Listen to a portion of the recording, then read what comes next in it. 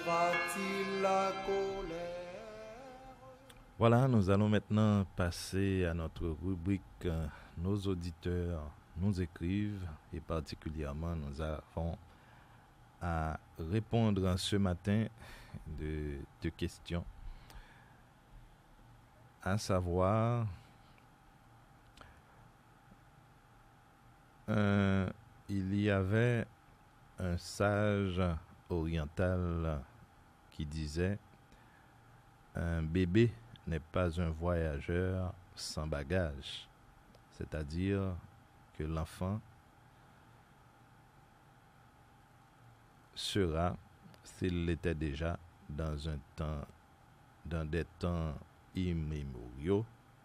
Donc, est-ce que la façon de mourir physiquement d'un initié dépend de son karma ou du karma de sa vie antérieure? Si oui, vénérable maître, comment peut-on alléger son karma tant qu'actuel qu'antérieur? Et je crois comprendre la question de notre cher ami auditeur, qui vraisemblablement est un initié puisqu'il a parlé. Est-ce que la façon de mourir physiquement d'un initié dépend de son karma, ou du moins de son karma actuel, ou de sa vie antérieure? Il faut dire pour les bien-aimés frères et nos chers amis qui nous écoutent, les auditeurs, nos auditeurs et nos auditrices, que la notion du karma, en quelque sorte, grosso modo, est la somme de tout ce que nous avons fait tout le long de notre existence. Puisque nous aurons à parler de la 4e dimension tout à l'heure, nous allons rentrer d'emblée dans cette dimension un petit peu incompréhensible pour certains. Mais juste avant d'y arriver, nous disons que le karma, grosso modo, est la somme des actes que nous avons posés. Donc c'est la conséquence de ces actes que nous récoltons. Effectivement, ce n'est pas véritablement toutes les formes de mort physique qui nécessitent généralement un karma de sa vie antérieure. Nous avons toujours tendance à mettre dans le cadre de ce chapitre de karma tout ce qui nous arrive. On parle aussi de karma immédiat, donc de conséquences immédiates de certains actes que nous pourrons poser dans notre vie et que nous récoltons exactement ce que nous avons semé. On peut le dire comme ça. Il est vrai qu'il y a aussi beaucoup de choses qui sont reliées à notre chaîne d'existence. Si nous avons un trou de mémoire sur ce que nous étions auparavant, c'est justement pour que dans cette vie, nous n'empoisonnons pas cette vie et que nous pouvons vivre la vie présente pleinement. Il arrive qu'il y ait des gens qui reçoivent nécessairement des flashs sur leur existence. Mais l'expérience a montré que beaucoup de ces gens qui reçoivent des fois des flashs sur leur existence, eh bien ces gens sont totalement perturbés dans leur vie présente. Assez souvent, la science ne pouvant pas savoir exactement ce qui se passe, eh bien, ces gens-là sont enfermés dans des asiles de fous assez souvent, puisque ces gens reçoivent des visions, non seulement sur ce qui était passé dans des existences antérieures, et peut-être ce qui va se passer dans d'autres existences qu'ils auront à vivre. Donc la notion du karma, pour le dire, ce n'est pas une notion qui est acceptée par tout le monde, et plus précisément par la science, mais dans le langage courant maintenant, on entend assez souvent les gens parler de karma comme étant exactement la somme de ce que nous avons semé. Donc c'est ce que nous récoltons. Maintenant, pour l'initié, il n'est pas totalement différent pour le commun des mortels. Donc, on peut parler de karma. Certaines fois, le karma aussi est associé au destin. Donc, on peut avoir un destin fatal. Ça peut arriver. Mais cela ne veut pas dire nécessairement que nous avions commis des choses vraiment extraordinaires, qu'on était un criminel, par exemple, dans une vie passée, et qu'on a commis beaucoup de crimes, et que dans cette vie présente, on est obligé de payer aussi, et encore par le crime. Cela ne veut pas nécessairement dire cela. Mais il y a une chose que l'on ne remarque pas assez souvent. Assez souvent, je répète que c'est monnaie qui fait million, c'est centime qui fait million. Donc, on n'a qu'à les associer, les additionner pour avoir 1 million. Mais le billet, en quelque sorte, est beaucoup plus apprécié, plus attrayant, c'est vrai. Mais ce billet-là, c'est une représentation d'un certain nombre de centimes. Donc, c'est la même chose. Donc, certaines fois, on récolte son karma à partir de petites choses, pour nous autres insignifiantes, que nous avons occasionnées au cours des vies et de notre vie. Et puis, arrivé au moment, on récolte exactement la somme de ce qu'on a semé. Est-ce qu'on est en train de dire qu'il n'y a pas d'innocents dans le monde? Non, nous ne sommes pas en train de dire cela. Est-ce que tous les destins, je dirais, un peu fatal, est-ce que cela occasionne normalement la question du karma? D'un point de vue, oui. D'un autre point de vue, non. Donc, ce qui normalement doit nous arriver dans notre vie arrivera tôt ou tard. Certaines fois, la providence allège certaines choses pour nous. Nous ne sommes pas tous destinés à partir brutalement, à sortir brutalement de l'existence. Il y a des gens qui meurent aussi dans leur lit. Il y a des gens qui meurent, bien entendu, lorsque arrivent les moments de fête. Donc, on meurt de façon naturelle, on meurt de façon extraordinaire.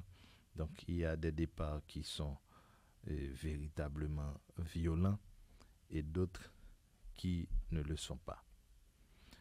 Tout simplement, nous devons quand même un jour sortir de cette vie d'une manière ou d'une autre, et en réalité, nous pouvons dire que nous récoltons exactement ce que nous avons semé. Peut-être que nous n'avons pas semé ce que nous sommes en train de vivre là dans cette vie. C'est ce qui explique assez souvent que des gens apparemment qui sont très sages, qui sont des exemples, des modèles dans l'existence, et que ces gens subissent des coups du sort vraiment extraordinaires, vraiment incompréhensibles, et cela nous laisse tous dans l'étonnement. On se demande pourquoi on se pose la question, c'est vrai, mais nous ne savons pas ce qui était enregistré dans des vies antérieures. Nous ne savons pas aussi ce qui était enregistré dans le mental de ces gens, de ces personnes. Donc, est-ce que cela est lié normalement à notre existence? Est-ce que cela a un rapport avec notre passé?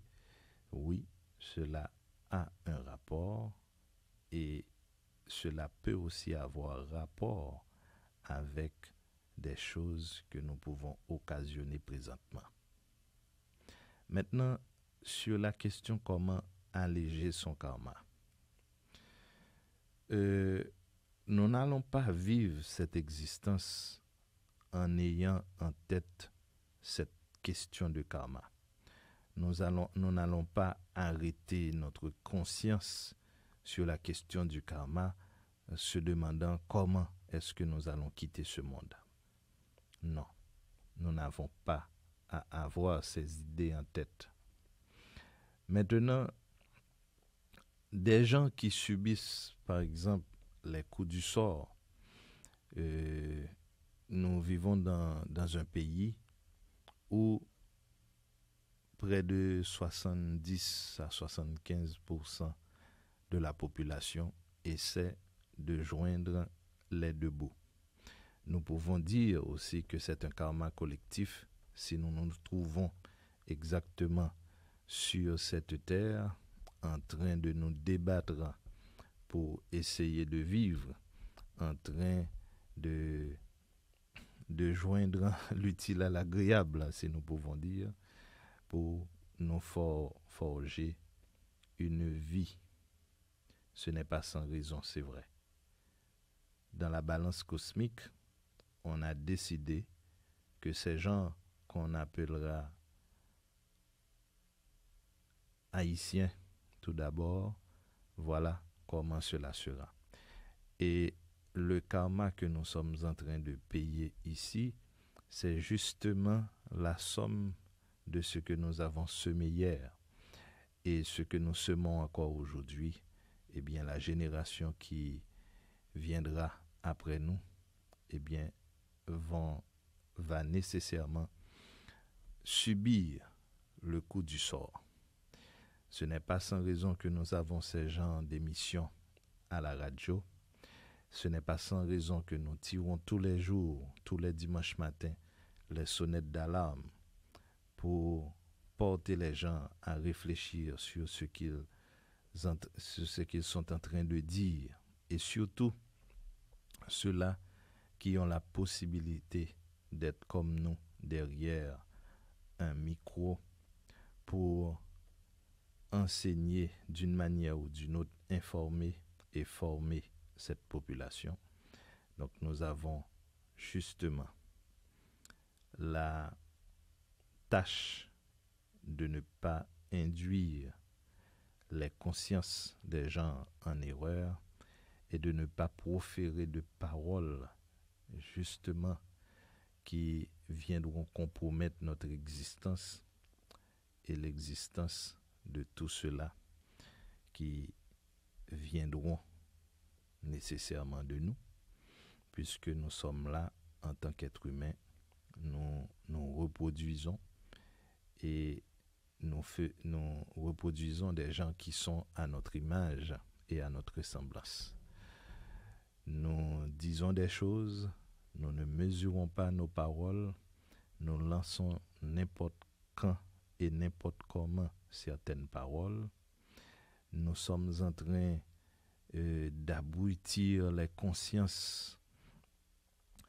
Par exemple, un exemple que je prends assez souvent, nous disons que depuis ces haïtiens, bagay la pas fouti bon, eh bien, tant que nous demeurons dans cet état d'esprit, eh bien, rien ne va changer, rien ne changera, puisque tout le monde le croit, puisque tout le monde est persuadé que nous n'irons nulle part, eh bien, nulle part nous n'irons, puisque nous sommes tous persuadés.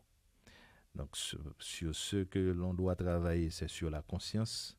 Il faut changer de conscience, changer de manière de penser, changer de manière de voir les choses et cultiver la bonne volonté, cultiver le bon vouloir d'un changement réel et d'un changement radical. Eh bien, à ce moment-là, nous pouvons commencer par transformer le karma que nous sommes en train de préparer et que nous reviendrons certainement un jour nous baigner dans l'ambiance de ce que nous avons forgé hier. Eh bien, alléger ce karma, comme vous le dites, si je prends un exemple, le Alexandre Moriasson, qui parle justement de certains rituels qui pourraient nous aider à alléger nos karmas, c'est-à-dire implorer la puissance, la clémence des dieux, afin que ces esprits-là, qui sont responsables d'apporter la justice et de faire respecter la loi sur la terre et dans le monde et dans l'univers, s'il le faut, donc implorer la clémence de ces gens-là pour que nous soyons en quelque sorte allégés de certains faits que nous avons occasionnés. Eh bien, cela fonctionne de la même manière que la justice fonctionne dans un pays. Par exemple, quand je dis de la même manière, quelqu'un qui a commis en quelque sorte un crime ne va pas implorer la clémence du juge. Ce qui est sûr, normalement, c'est que ce criminel sera condamné. Il est possible qu'on allège la peine de ce criminel, sachant que les circonstances où le crime a été commis. Est-ce que c'est avec préméditation? Est-ce que ce n'est pas avec préméditation? Et tout ça. Eh bien, le karma aussi fonctionne de la même façon. Les juges du karma ou les seigneurs du karma, comme on les appelle, ce n'est pas le fait qu'on leur adresse des prières et qu'on implore leur clémence et puis qu'ils vont nécessairement enlever pour nous certaines choses. De même que dans certains pays, si le prisonnier se comporte de façon irréprochable pendant qu'il purge sa peine, eh bien, on peut alléger pour lui la peine et certaines fois, certains prisonniers sont libérés pour bonne conduite. Eh bien, cela arrive aussi avec les seigneurs du karma. Donc, la meilleure façon d'alléger son karma, mon très cher frère, c'est de ne jamais renoncer dans cette vie à faire le bien, et quel que soit le prix à payer pour ce bien que vous faites aux autres. C'est la seule façon d'alléger, c'est la seule façon de vous attirer la clémence de ces juges célestes qui vont nécessairement pencher sur votre dossier et décider de ce que la punition, ou du moins, sera.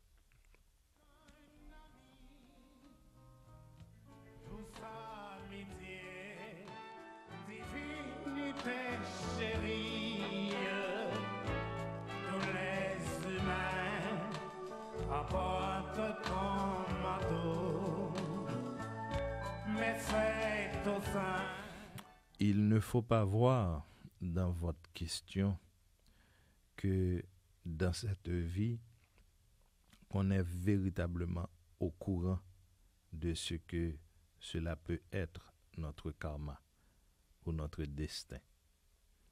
Nous tous, nous ne faisons que subir et que vivre les événements qui arrivent dans notre vie. Nous sommes aussi conscients que certains de ces événements, nous ne les avons pas occasionnés dans cette vie présente. C'est vrai. Certaines fois, l'on se tient la tête dans la main et l'on se demande pourquoi nous, pourquoi moi, et on essaie de trouver les réponses. C'est vrai. Mais la meilleure façon de travailler sur son karma, c'est de faire beaucoup plus de bien possible autour de vous et en vous. C'est la seule façon d'alléger cette question de karma. Donc, ce n'est pas une prière proprement dit ou un rituel proprement dit qui va alléger votre karma, mais ce sont les actes que vous avez à poser durant cette existence présente qui va nécessairement apporter son fruit le moment venu. Qu'on voit briller le céleste flambeau. Ici jamais la timide indigence. Il y a un deuxième volet dans la question de l'auditeur. Est-ce qu'un vrai initié peut monter dans l'akasha pour changer son destin? Pratiquement, c'est non. Que vous soyez un vrai, que vous ne soyez pas un vrai initié, vous n'avez pas accès dans ces dossiers akashiques, comme on les appelle, pour changer quoi que ce soit.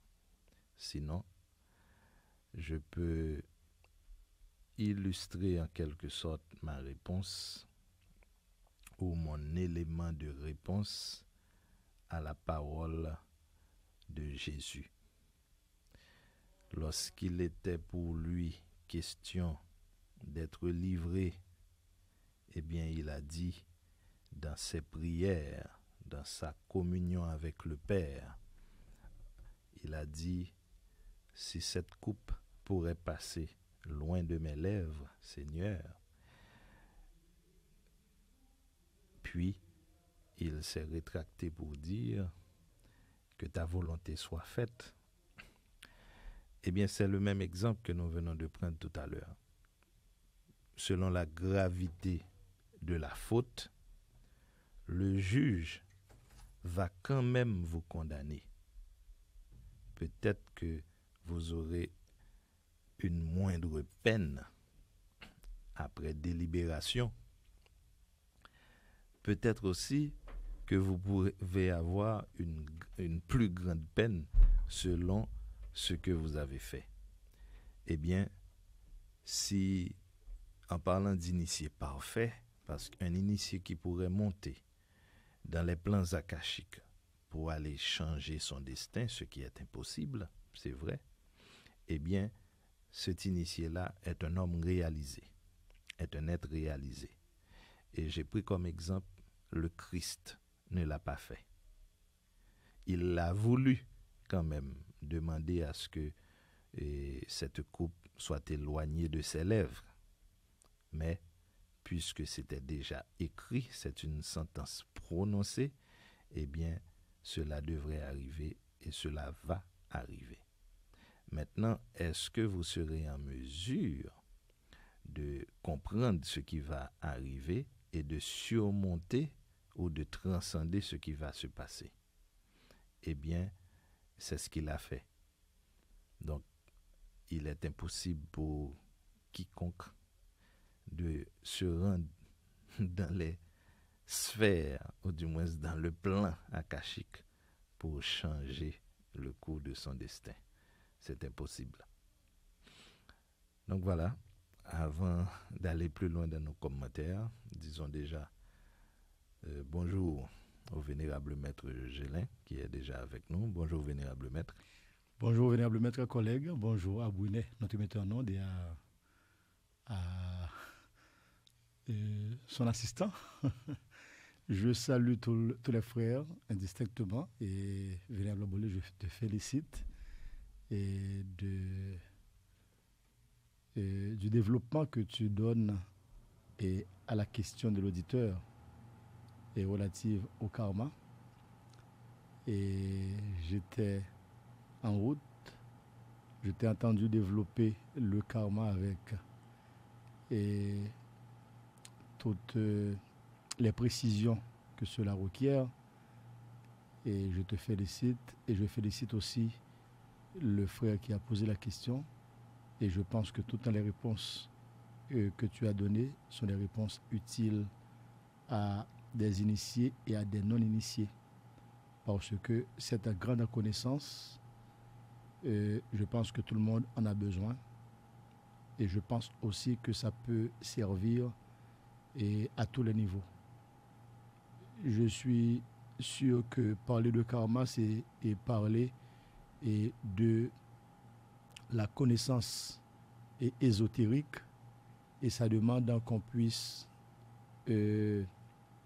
développer son esprit pour pouvoir comprendre ce qui s'y cache. Évidemment, je t'ai entendu parler de l'akasha, et je t'ai entendu aussi parler d'une somme de choses qu'on a faites dans les vies antérieures.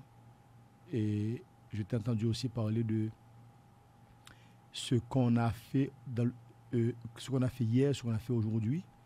Et la somme de tout ce qu'on fait est considérée comme étant une chose qui pèse lourd sur la vie de la personne qui l'aurait faite. Autant d'explications que tu as données, que moi-même je pense que c'est des explications bien à propos. Et comme tu as parlé aussi de karma collectif, je voudrais que tout le monde pense au karma collectif, et comme on peut penser aussi au karma individuel. Et celui qui s'amuse à faire des dépôts sur son compte, si vous comprenez bien le langage imagé que je donne, faire des dépôts sur le compte, vous aurez certainement à faire des tirages un jour. Et le tirage que vous faites, c'est pour votre propre besoin. Vous faites des tirages parce que vous avez pu antérieurement faire des dépôts. Puisque vous avez fait des dépôts, donc maintenant il faudra faire des tirages. Donc celui qui ne fait qu'ajouter sur son karma, en fait, de choses véritablement lourdes, des choses véritablement négatives, et que nous pouvons résumer en tout ce qui est mauvais, comme la méchanceté face à quelqu'un d'autre, le sang que vous faites en couler, et puis ensuite tout ce que vous avez pu faire, des choses qui font souffrir aux autres, et vous avez donné un coup de langue par des intrigues, vous avez pu faire disparaître quelqu'un pour avoir son job. Vous avez aussi fait quelque chose qui a fait souffrir à l'enfant de votre voisin. Vous avez pu aussi tremper les doigts dans le sang, et que vous avez fait des choses qui font du mal à une communauté. Donc sachez que le karma sera lourd, et quand vous aurez à répondre à des questions, les questions de votre conscience, les questions de votre fort intérieur, donc c'est exactement, vous serez devant votre tribunal accusateur. Ainsi, je dirais que, Vénérable, le karma dont tu parles sur le plan individuel, et chacun est responsable de ce qu'il fait, mais sur le plan collectif aussi, on peut aussi avoir une responsabilité au niveau d'État. On peut avoir à diriger les destinées d'une nation, et qu'on s'adonne à faire de choses négatives, à faire couler du sang pour rester au pouvoir, ou pour seulement favoriser X ou Z personnes, catégories de personnes, clans politiques ou autres. Vous ne faites que faire couler du sang dans le pays. Donc maintenant vous souillez carrément l'égrégore du pays, et vous faites en sorte que nous soyons en face d'un karma collectif. Et les choses que vous avez faites pendant des années ne font que s'accumuler, justement pour devenir, je dirais, un lot. Donc, je suis satisfait de la question de l'auditeur et je suis aussi satisfait des réponses que vous avez données, Vénérable Amboulé. Je tenais moi-même à apporter quelques petites précisions sur le karma. C'était justement pour pouvoir apporter un peu un ajout à ce que vous avez déjà dit. Donc, la loi du karma est un concept central de la pensée et des religions indiennes, si nous prenons l'histoire. Donc, nous comprenons aussi que ce sont des choses qui ont rapport à ce qu'on a pu faire. Il y a aussi des parents qui ont agi de manière irréfléchie et qui font n'importe quoi, mais ils ne savent pas que ça peut aussi avoir des répercussions graves et négatives sur les générations à venir. Donc c'est pour cela qu'on peut hériter de certaines choses qui viennent de vos arrière-grands-parents. Pour cela, tous ceux qui vivent aujourd'hui doivent en savoir qu'il y a une progéniture et par conséquent, il ne faut pas lui laisser un karma lourd. Donc, autant de choses auxquelles il faut penser pour pouvoir avoir un comportement plus digne et pour pouvoir de plus en plus corriger ce qui mérite d'être corrigé. Voilà, effectivement, Vénérable Jelin, si nous pouvons aussi ajouter d'autres commentaires, pour le bouddhiste, le karma, c'est vous qui l'avez choisi et non quelque chose qu'on vous a infligé. Et pour le bouddhiste, lorsque vous êtes devant le tribunal, devant les juges cosmiques, eh bien, on vous montre exactement ce qu'a été votre vie sur Terre. À partir de ce moment-là, vous avez choisi vous-même comment vous allez épurer et payer ces choses. Mais étant donné lorsque vous allez arriver à la naissance, vous passez sous le pont de l'oubli, eh bien, dans l'existence, vous allez peut-être pleurnicher et demander qu'est-ce que vous avez pu faire au bon Dieu pour mériter cela. Donc, ce n'est pas un concept très, très complexe, mais pendant que nous sommes en vie, pendant que nous vivons ici-bas, nous pouvons voir exactement que certaines fois, certaines pensées que nous émettons arrivent à concrétisation aussi rapide que nous l'avions normalement émise. Eh bien, c'est une façon de voir comment cela se passe à une petite échelle, c'est vrai, mais sur une plus grande échelle, et comment cela pourrait être pour nous autres.